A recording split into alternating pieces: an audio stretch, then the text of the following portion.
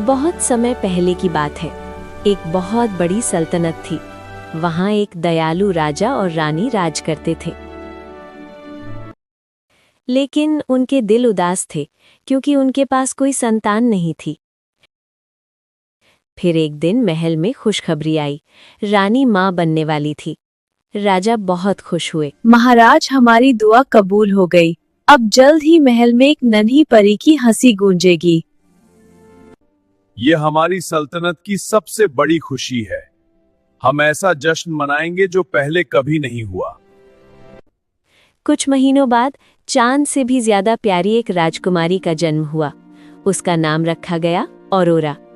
राजकुमारी के जन्म पर पूरे राज्य में जश्न मनाया गया। बड़ी दावत रखी गई। आसमान से दयालु परियां आई और एक एक करके राजकुमारी को आशीर्वाद देने लगी। पहली परी बोली, मैं इस राजकुमारी को बहुत सुंदर बनाती हूँ। इसका रूप देखकर सितारे भी शर्मा जाएंगे।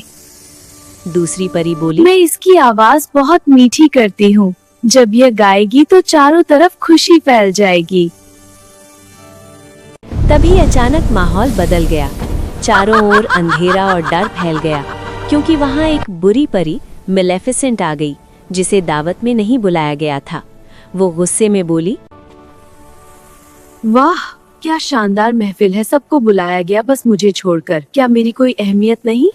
राजा बोले, मेलेफिसेंट, हमारा इरादा तुम्हें दुख पहुंचाने का नहीं था। वो चिल्लाई, चुप, तुमने मेरी बेइज्जती की है। अब इसकी सजा मिलेगी। मेरे पास भी इस राजकुमारी के लिए एक तोहफा है। उसने डरावनी आवाज में कहा। यह बच्ची अच्छी जिंदगी जिएगी, लेकिन सिर्फ 16 साल की उम्र तक। जैसे ही ये चरखे की सुई से अपनी उंगली चुभाएगी, यह हमेशा के लिए सो जाएगी और कभी नहीं जागी। इतना कहकर वो जोर से हंसी और काले धुएं में गायब हो गई। रानी रोने लगी। तभी तीसरी परी आगे आई और बोली, मैं इस श्राप को पूरी तरह खत्म नहीं कर सकती, लेकिन इसे बदल सकती हूँ। राजा ने तुरंत आदेश दिया, राज्य के सभी चरखे ढूंढकर जला दिए जाएं। एक भी नहीं बचना चाहिए। सभी चरखे नष्ट कर दिए गए, लेकिन किस्मत को कोई नहीं बदल सका। जब राजकुमारी औरोरा 16 साल की हुई, तब मेलेफिसेंट ने अपना जाल बिछाया। महल के एक कोने में एक रहस्यमयी चरखा दिखाई दिया। उसकी अजीब चमक ने औरोरा को अपनी ओर खींच लिया। यह कैसी जगह है और इसे पहले कभी नहीं देखा। वहां एक बूढ़ी औरत के रूप में मेलेफिसेंट चरखा काट रही थी। वो बोली, आओ प्यारी बच्ची, यह चरखा है। क्या तुम इसे चलाकर देखना चाहोगी? बस सुई को छूकर देखो। जैसे ही औरोरा ने सुई को छुआ, वो तुरंत बेहोश होकर गिर पड़ी।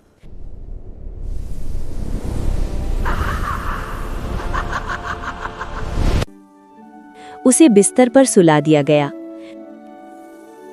राजकुमारी के सोते ही परियों ने एक और जादू किया।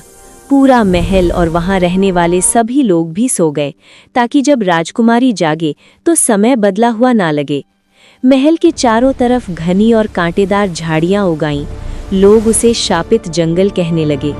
साल बीत गए। परियां सच्चे राजकुमार की तलाश में लगी रहीं। आखिरकार उन्हें एक बहादुर और नेकदिल राजकुमार मिला, राजकुमार फिलिप। परियां बोली, राजकुमार, एक राजकुमारी गहरी नींद में सो रही है। सिर्फ आप ही उसे बचा सकते हैं। क्या आप इस श्राप को तोड़ने की हिम्मत करेंगे? राजकुमार फिलिप बोले, अगर ये सच है तो मैं जरूर जाऊंगा। मुझे रास्ता दिखाइए। वो अपने घोड़े पर सवार होकर शापित जंगल को पार करते हुए महल तक पहुंचे।